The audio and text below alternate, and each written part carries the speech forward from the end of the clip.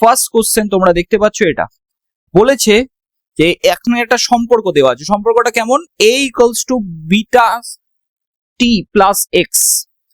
এ এবং মিটার, আচ্ছা এ আছে মিটার এককে, আচ্ছা এখানটায় এ আছে হচ্ছে মিটার এককে, এর যে একক এ এবং হয়ে গেছে, এ আছে মিটার এককে এবং টি আছে সেকেন্ড এককে। তাহলে আমাদেরকে বলতে চাইছে যে what is the unit of B, B এর বি বা বিটার এসআই একক কি হবে, এইটা হচ্ছে প্রশ্ন, খুব ইম্পর্টেন্ট একটা প্রশ্ন। আমি বলে দিই আরেকবার কি বলতে চেয়েছে। এ ইকুয়ালস টু এখানে বলেছে বিটা টি প্লাস এক্স। ওকে, এ আছে মিটার এককে, এ আছে মিটার এককে এবং টি আছে সেকেন্ড এককে। আমাকে বলতে চেয়েছে যে বিটার একক কি হবে। আমি এখানে আরো একটা প্রশ্ন অ্যাড করে দিলাম, সেটা হচ্ছে এক্স এর একক কি হবে। এই ধরনের প্রশ্ন অ্যাটেম্প করা খুবই সহজ। কিভাবে অ্যাটেম্প করতে হয় শুধু দেখে নাও। যখনই কোনো রাশি তৈরি হয় দুটো বা তিনটে রাশির যোগফল দিয়ে, তখনই মনে রাখতে হবে এই প্রত্যেকটা পার্টের একক সেম হতে হবে, প্রত্যেকটা পার্টের। মানে এই যে এ আছে, এই পার্টটার একক তাহলে মিটার, তাহলে এই পার্টটার এককও মিটার হতে হবে, এই পার্টটার এককও মিটার হতে হবে। তার মানে যদি আমাকে এক্স এর একক জিজ্ঞাসা করতো তাহলেও আমাদের উত্তর হতো কি মিটার।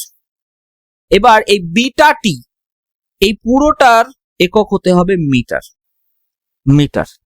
কিন্তু আমাদের এই বিটা টি এর একক বলেছে কি সেকেন্ড, তাহলে beta into second equals to আমরা বলতে পারি মিটার।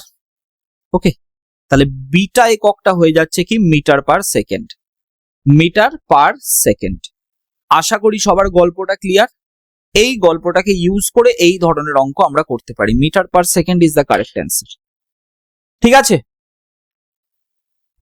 চলো নেক্সট। তাপমাত্রা নিম্নলিখিতগুলোর মধ্যে কোনটির পরিপ্রেক্ষিতে লব্ধ রাশি হিসেবে প্রকাশ করা যায়? তাপমাত্রা নিম্নলিখিতের মধ্যে কোনটির পরিপ্রেক্ষিতে লব্ধ রাশি হিসেবে প্রকাশ করা যায় কি? আচ্ছা, কোনটির পরিপ্রেক্ষিতে প্রকাশ করা যায় কি প্রশ্ন দিয়েছে এটা।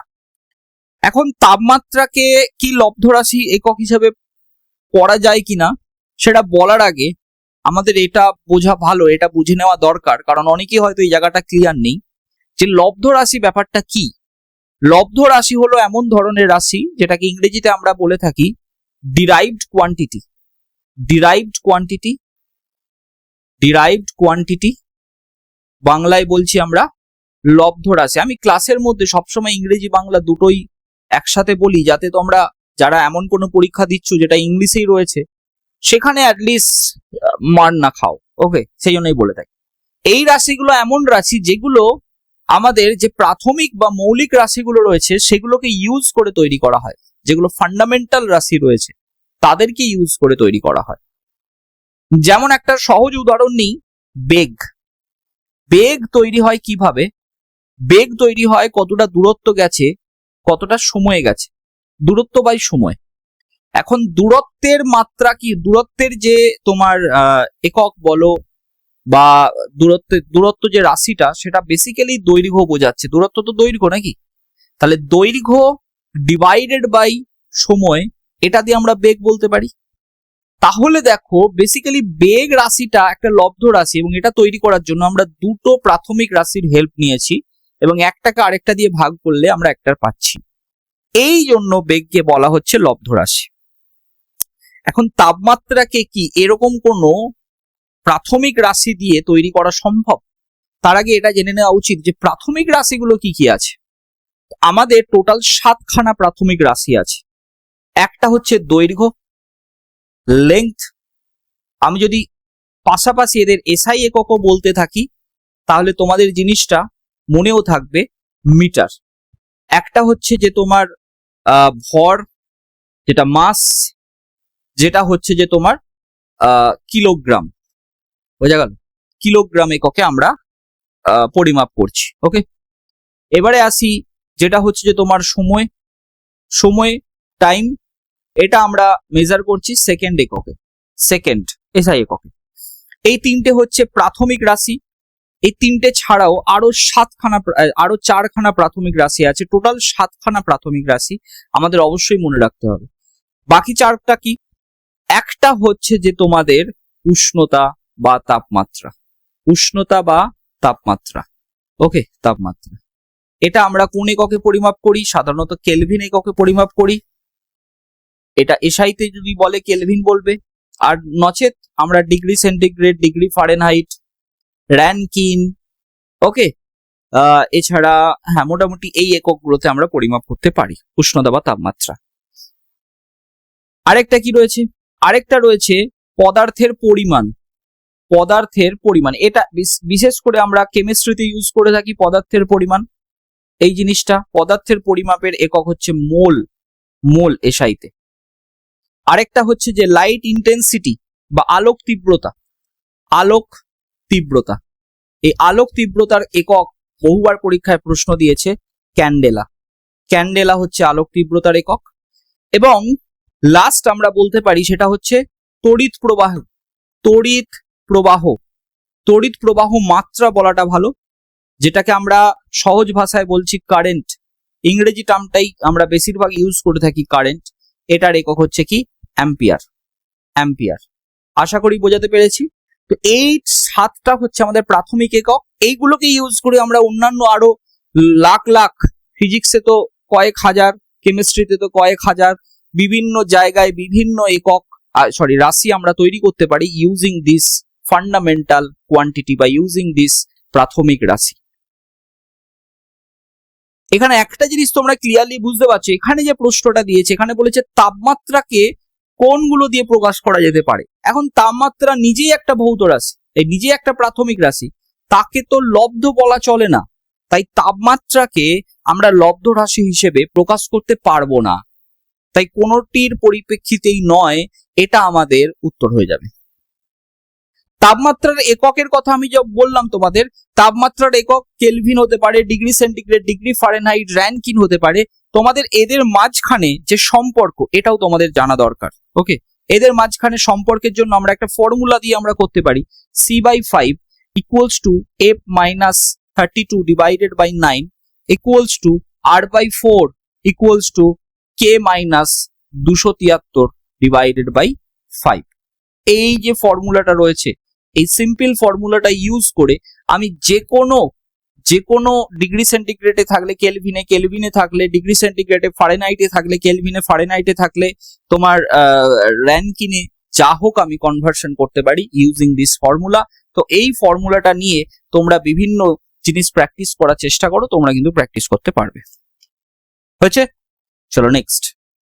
এরপরে যে প্রশ্নটা রয়েছে যে নিচের কোন ভৌত রাশিগুলোর মাত্রা একই? খুবই একটা গুরুত্বপূর্ণ প্রশ্ন। এই ধরনের প্রশ্ন পরীক্ষায় কিন্তু প্রায়ই দেয়, কিন্তু আমাদের বেসিক্যালি গুলিয়ে যায়। গুলিয়ে যায় ইন দ্য সেন্স কি, আমরা বুঝতে পারি না, ধরতে পারি না। কারণ যারা বিশেষ করে সায়েন্সের স্টুডেন্ট নয়, এবং আরো বলা ভালো অনেক সায়েন্সের স্টুডেন্ট আছে যারা সায়েন্সটাকে হয়তো অতটা গুরুত্ব দিয়ে এখন আর চর্চা করে না, যার ফলে অনেকটাই সায়েন্সের জিনিসগুলো ভুলে গেছে। তাদের ক্ষেত্রে এই ধরনের প্রশ্নগুলো অ্যাটেম্প করা কঠিন হয়ে যায়। এবং বিভিন্ন বইতে আমরা যদি পড়তে যাই তাহলে আমরা দেখতে পাবো যে একসাথে সবকিছু আমরা পাই না, যার ফলে আমাদের অসুবিধা হয়।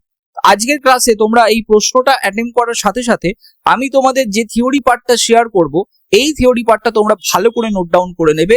নোট ডাউন করে নিলে এখান থেকে আসা যে কোনো প্রশ্নের উত্তর তোমরা সহজেই দিতে পারবে। ওকে, চলো আমরা এখানে বলে দিই যে কোনটার মাত্রা একই বলেছে। তো আমি তোমাদের একটা লিস্ট আজকের ক্লাসে আমি বলছি পরপর, এই লিস্টটুকু মনে রাখবে, তাহলে তোমরা এই ধরনের প্রশ্ন ইজিলি অ্যাটেম্প করতে পারবে। সে লিস্টটা কি, মানে কোন কোন রাশি আছে যাদের মাত্রা একই হয়, যাদের মাত্রা একই হয়, যাদের একক প্রায় একই হয়। যেমন প্রথম আমরা যাদের কথা বলবো সেটা হচ্ছে কম্পাঙ্ক। কম্পাঙ্ক বা ফ্রিকোয়েন্সি। কম্পাঙ্ক বা frequency number 1 plus angular velocity, যেটাকে বলছি আমরা কৌণিক বেগ।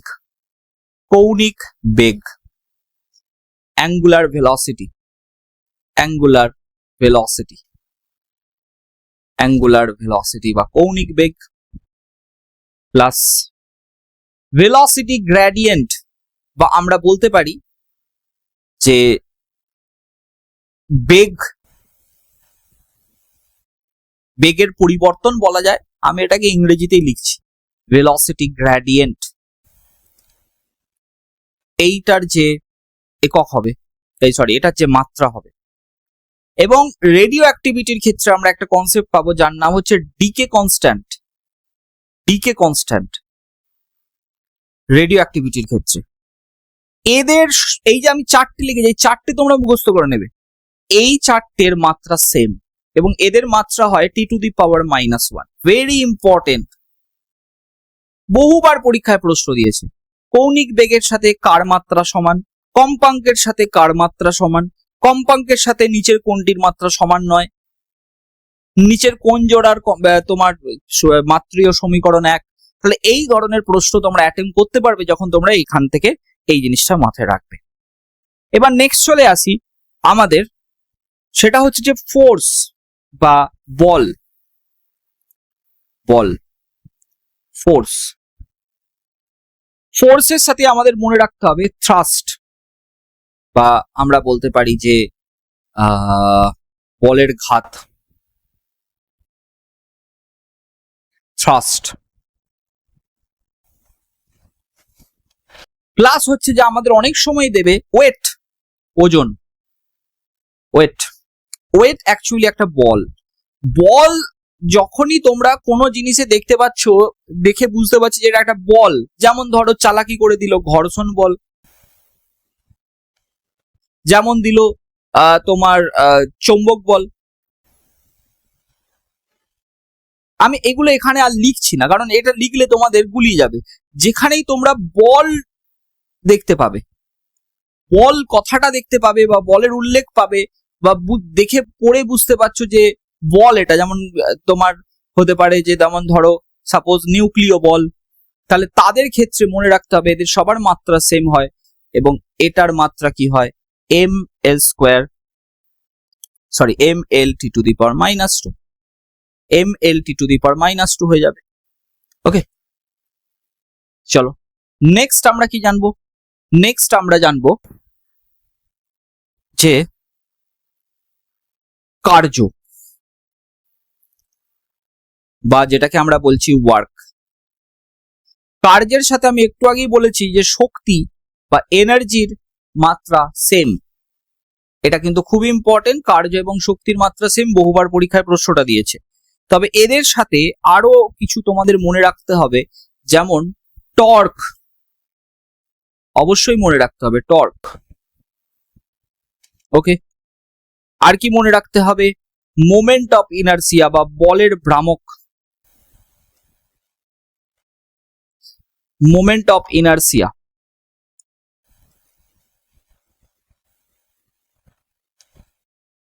এদের মাত্রাও আমরা দেখব। সরি, মোমেন্ট অফ ইনার্সিয়া নয়, moment of force, moment of force. Actually moment of ফোর্সকে টর্ক বলা হয়, তো এটাকেও আলাদা করে লিখে রাখি। এদের মাত্রা আমাদের সেম দেখবো এবং এদের মাত্রা কত হয় mL²T⁻²। ওপরেরটা mLT⁻², এল এর জায়গায় এটা L² হয়ে যাবে। আচ্ছা, এবার নেক্সট যেটা বলবো সেটা আরো ইম্পর্টেন্ট, ঠিক আছে? সেটা অবশ্যই মনে আছে। এইখানে আরেকটা জিনিস আমি লিখিয়ে দিতে চাই, সেটা হচ্ছে এদের সাথেই প্লাস করে নাও হিট বা তাপ। এখন কেন এটা বললাম, অনেক সময় জিজ্ঞাসা করবে তোমাকে যে তাপের মাত্রা কোনটির মাত্রার সাথে সমান, বা তাপের মাত্রা কি। মনে রাখতে হবে তাপ হচ্ছে একটা শক্তি, এনার্জি, তাহলে শক্তির মাত্রা তাপের মাত্রা সেমই হবে mL²T⁻²। ঠিক আছে? এবার ধরো সাপোজ তোমাকে প্রশ্ন দিতে পারে এরকম এনার্জি সম্পর্কিত, যে তাপ শক্তি, তারপরে ধরো গতি শক্তি, তারপরে ধরো স্থিতিশক্তি, চৌম্বক শক্তি, মহাকর্ষ শক্তি, এই ধরনের বৈদ্যুতিক শক্তি যাই হোক না কেন সবারই কিন্তু মাত্রা এটাই হবে, সবারই মাত্রা সেম হবে। এবার নেক্সট আমরা যার কাছে চলে যাব সেটা হচ্ছে চাপ বা প্রেসার। প্লাস আমরা একটু আগেই বলেছি তোমাকে, সরি একটু আগে নয়, আগের ক্লাসে সম্ভবত বলেছিলাম স্ট্রেস স্ট্রেন এগুলো নিয়ে আলোচনা করেছিলাম। স্ট্রেস বা পীড়ন, যেটা স্ট্রেস, এটার মাত্রা চাপের মাত্রা সেম, এবং এদের মাত্রার সাথে আমরা বলেছিলাম এটা যে মডিউলাস অফ ইলাস্টিসিটি বা ইয়ং মডিউলাস সেম মাত্রা, Young modulus, bulk modulus, bulk modulus, modulus of rigidity, modulus of elasticity, যেটাই basically Young modulus, modulus of rigidity. যারা আগের ক্লাসটা দেখোনি তারা অবশ্যই দেখে নেবে, কারণ আগের ক্লাসের সম্ভবত লাস্ট কোশ্চেনটা আমি এই জিনিসটাই আলোচনা করেছিলাম, এটা সম্পর্কে ডিটেলে আমি বলেছি। ওকে, এদের সবার মাত্রা সেম, এবং কত মাত্রা আমাদের মনে রাখতে হবে, ml-1 t⁻⁻², ভেরি ইম্পর্টেন্ট একটা জায়গা। ওকে, এবার নেক্সট যেটা বলবো সেটা পুরোপুরি মুখস্থ করতে হবে তোমাদের। সেটা কি? সেটা হচ্ছে যে angular momentum and Planck constant. বহুবার পরীক্ষায় দিয়েছে অ্যাঙ্গুলার মোমেন্টাম বা কৌণিক ভরবেগ, কৌণিক ভরবেগ এবং প্ল্যাঙ্ক কনস্ট্যান্ট,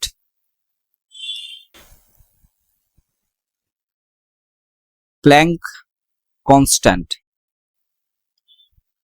প্ল্যাঙ্ক ধ্রুবক আমরা বলতে পারি। এই দুটোর মাত্রা কিন্তু সেম, বহুবার পরীক্ষায় দিয়েছে, এটা মুখস্থ করে নাও একদম, ml² t⁻⁻1। ওকে, মনে থাকবে? তাহলে এই পয়েন্টগুলো যদি তোমরা মাথায় রাখো, এই ধরনের প্রশ্নগুলো যখনই তোমাদের দেবে তোমরা কিন্তু ইজিলি অ্যান্সার করতে পারবে। তাহলে এটার উত্তর কি হয়ে যাবে? নিচের কোন ভৌত রাশিগুলির মাত্রা একই? আমরা যদি দেখি তাহলে আমরা দেখব যে যেমন ধরো কৌণিক ভরবেগ এবং কার্য, অবশ্যই নয়, কৌণিক ভরবেগের সাথে আমরা একটু আগেই পড়লাম যে কৌণিক ভরবেগের সাথে প্ল্যাঙ্ক কনস্ট্যান্ট সেম, এটা নয়। কার্য এবং টর্ক, কার্য এবং টর্কের মাত্রা কি সেম? হ্যাঁ, কার্য এবং টর্কের মাত্রা সেম।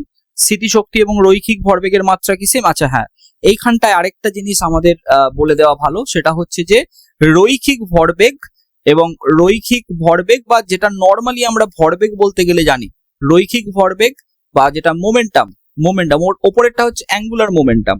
ওকে, প্লাস মনে রাখতে হবে ইম্পালস বা ঘাত বল, ইম্পালস বা ঘাত বল, এদের মাত্রাও কিন্তু সেম। ইম্পালস বা ঘাত বলের মাত্রা সেম, ml-1। ওকে, এই দুটোর মাত্রাও সেম, এটাও তোমাদের মনে রাখতে হবে। তাহলে আমরা দেখতে পাচ্ছি রৈখিক ভরবেগের সাথে শক্তির মাত্রা তো কখনোই সেম নয়, গতি শক্তির সাথে বেগের মাত্রা তো কোনোদিনই সেম হতে পারে না। ওকে, নেক্সট, নিম্নলিখিত ভৌত রাশিগুলোর মধ্যে কোনগুলোর মাত্রা একই নয়? কোনগুলোর মাত্রা বলেছে একই নয়? ঠিক আছে, চলো, বল এবং চাপ অবশ্যই একই নয়, বল এবং চাপের, কারণ আমি তোমাদের বলেছিলাম যে বল, চাপ বলতে গেলে বোঝাচ্ছে যে একক ক্ষেত্রফলে প্রযুক্ত বল, তার মানে বল ডিভাইডেড বাই ক্ষেত্রফল হচ্ছে যে চাপ, তাই এদের মাত্রা কোনোদিনও সেম হতে পারে না। এটা হবে উত্তর। কার্য শক্তির মাত্রা সেম, তোমরা সবাই জানো। ঘাত বা ইম্পালস এবং ভরবেগের মাত্রা সেম, আমি একটু আগেই বললাম। ওজন একটা বল, তোমাদের একটু আগেই বলেছি। তো এই প্রশ্নগুলোর উত্তর তখনই দেওয়া সম্ভব যদি আগের লিস্টটা তোমরা মুখস্থ করে নাও। ওকে, চলো নেক্সট, নিম্নলিখিত ভৌত রাশিগুলির মধ্যে কোনটি মাত্রাহীন?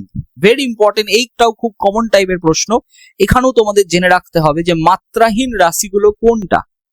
ঠিক আছে, তো আমি মাত্রাহীন রাশিগুলোর প্রত্যেকটার কথা বলছি, যেগুলো যেগুলো পরীক্ষা এতদিন এসেছে সেই সব কটা তোমাদেরকে আমি দিয়ে দিচ্ছি।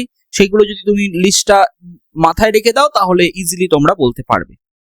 তার আগে বলি যে মাত্রাহীন রাশি বলতে কি বোঝায়। মাত্রাহীন রাশিগুলো সেই রাশি যারা দুটো রাশির অনুপাতে তৈরি হয়, দুটো রাশির অনুপাতে তৈরি হয়। যেমন ধরো একটা মাত্রাহীন রাশির কথা যদি আমি বলি তোমাদের, কি বলা যেতে পারে, রিলেটিভ ডেনসিটি বা আপেক্ষিক ঘনত্ব। আপেক্ষিক ঘনত্ব, আপেক্ষিক ঘনত্ব কি? আপেক্ষিক ঘনত্ব হচ্ছে একটি বস্তুর ঘনত্ব, একটি বস্তুর ঘনত্ব রিলেটিভ টু জলের ঘনত্ব, এটাই হচ্ছে আপেক্ষিক ঘনত্ব। তো এই যে আপেক্ষিক ঘনত্ব, আপেক্ষিক টার্মটা বা রিলেটিভ টার্মটা যখনই পাবে তখনই ভাববে যে এদের কোনো মাত্রা নেই। কেন বলো তো? ওপরেও ঘনত্ব, নিচেও ঘনত্ব, ওপর নিচে কেটে যাবে। আপেক্ষিক ঘনত্ব, আপেক্ষিক গুরুত্ব, আপেক্ষিক গুরুত্ব, ওকে, রিলেটিভ ডেন্সিটি বা স্পেসিফিক গ্র্যাভিটি আমরা বলতে পারি, স্পেসিফিক গ্র্যাভিটি। তারপরে ধরো আপেক্ষিক আর্দ্রতা, আপেক্ষিক আর্দ্রতা, রিলেটিভ হিউমিডিটি, রিলেটিভ হিউমিডিটি। তারপরে ধরো সাপোজ যে কোনো অ্যাঙ্গেল, যে কোনো কোণ, ঘন কোণ, এগুলোও কিন্তু দুটো দৈর্ঘ্যের অনুপাত হয়, ওকে। তারপরে তোমাদের মনে রাখতে হবে যেমন ধরো রিলেটিভ পারমিয়েবিলিটি, এগুলো চুম্বক ক্ষেত্রের ক্ষেত্রে ইউজ করা হয়, relative permeability, relative permittivity, relative permittivity. এই রিলেটিভ কথাটা যেখানেই দেখতে পাবে চোখ বন্ধ করে বলবে মাত্রাহীন, ওকে। যেমন ধরো একটা খুবই ইম্পর্টেন্ট, সেটা হচ্ছে যে প্রতিসারাঙ্ক। আলোর ক্ষেত্রে আমরা পড়ি না আলোর প্রতিসারাঙ্ক। আলোর প্রতিসারাঙ্ক কি জিনিস? যে কোনো একটা মাধ্যমে আলোর গতিবেগ অন্য মাধ্যমে, মানে শূন্য মাধ্যমের তুলনায়, শূন্য মাধ্যমে আলোর গতিবেগের তুলনায় কতটা বেশি বা কম, সেটাই হচ্ছে প্রতিসারাঙ্ক।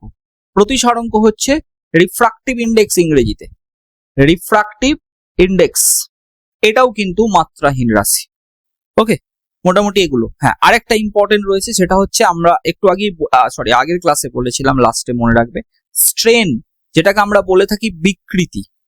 এটা স্থিতিস্থাপকতার চ্যাপ্টারে বিকৃতি বা স্ট্রেন, যে কোনো একটা বস্তুর পরিবর্তন হয়েছে, দৈর্ঘ্যে পরিবর্তন হয়েছে, তো অরিজিনাল দৈর্ঘ্যের তুলনায় কতটা দৈর্ঘ্যের পরিবর্তন, রিলেটিভ ব্যাপার, স্ট্রেন, এটাও কিন্তু মাত্রাহীন। তাহলে অবশ্যই এখানে বিকৃতি বা স্ট্রেন হবে উত্তর।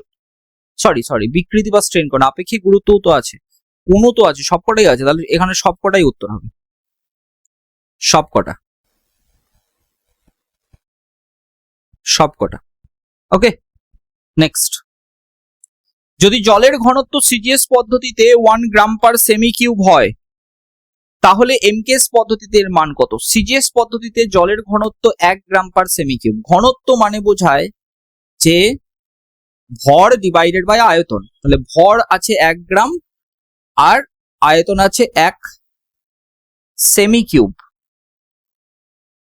আয়তনের একক 1 সেমি কিউব। তাহলে এটা কি আমরা বলছি যে ঘনত্ব সিজিএস পদ্ধতিতে গ্রাম পার সেমি কিউব, কারণ সিজিএস পদ্ধতিতে ভরের ক্ষেত্রে আমরা গ্রাম একক ব্যবহার করি, আর দৈর্ঘ্যের ক্ষেত্রে আমরা সেন্টিমিটার ব্যবহার করি, এবং আয়তনের ক্ষেত্রে সেন্টিমিটার কিউব ব্যবহার করব। এটাই এমকেএস পদ্ধতিতে। এমকেএস পদ্ধতি মানে গ্রামটা হয়ে যাবে তাহলে কিলোগ্রাম। এখন 1 গ্রামকে কিলোগ্রামে কনভার্ট করতে গেলে 1000 দিয়ে ভাগ করতে হয়, বা 10⁻3। তাহলে গ্রামটা কিলোগ্রাম তখনই হতে পারে যখন এটা 10⁻3 দিয়ে আমি ভাগ করে দেবো।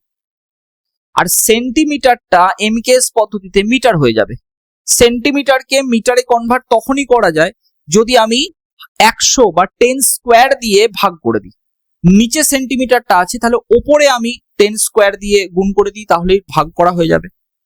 এখন 10 স্কোয়ার দিয়ে করলে হবে না, কারণ কি বলতো, সেন্টিমিটার কিউব আছে, তাহলে 10 স্কোয়ারের কিউব, দ্যাট ইজ 10⁻6 দিয়ে আমরা উপরে গুণ করে দিই, তাহলে এখানে চলে আসবে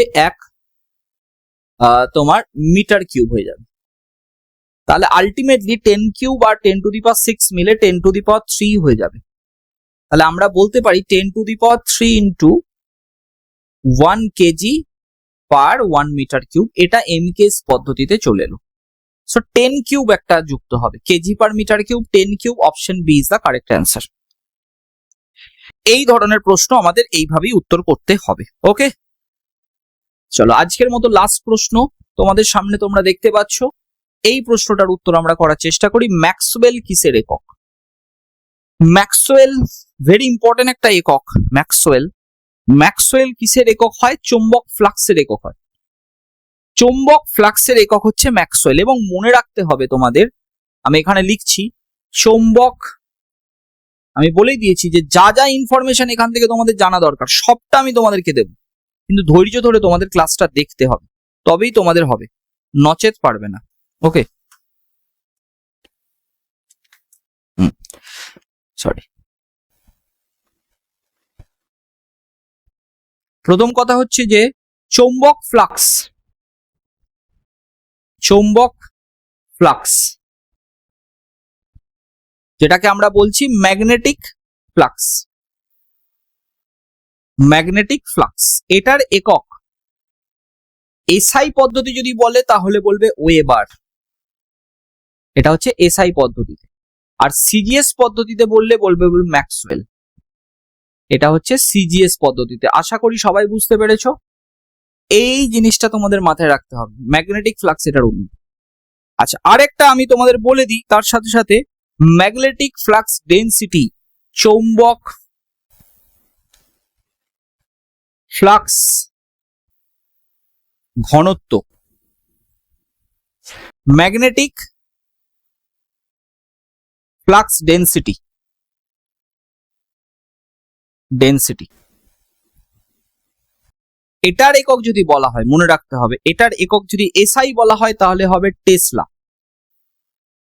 নামটা শোনা শোনা, কিন্তু কিসের একক আমরা হয়তো জানি না। এটা হচ্ছে ম্যাগনেটিক ফ্লাক্স ডেনসিটির একক। আর যদি সিজিএস বলা হয় তাহলে বলা হবে গস, সিজিএস। এই দুটো তোমরা একটুখানি মনে রাখো, তাহলে এইখান থেকে আসা প্রশ্নগুলো অ্যাটেম্প করতে পারবে। তাহলে এই ছিল আমাদের মোটামুটি ফুল ক্লাস, যেটা খুবই ইম্পর্টেন্ট একটা ক্লাস হলো তোমাদের জন্য, কারণ যে যে জায়গাগুলো থেকে প্রশ্ন আসে সেই জায়গাগুলোর পুরো ডিটেল ব্যাপারটা আমি তোমাদের সাথে শেয়ার করলাম। দেখা হচ্ছে নেক্সট ক্লাসে অন্য কোনো এমসিকিউ নিয়ে, এবং একই রকম ভাবে আমরা সেই এমসিকিউ গুলোর মধ্যেও ইম্পর্টেন্ট ইনফরমেশন তোমাদের সাথে শেয়ার করব। বারবার বলছি, তখনই এই ভিডিওটা সার্থকতা হবে যদি তোমরা খাতায় প্রপারলি এই ইনফরমেশন গুলোকে নোট ডাউন করো। Thank you everyone.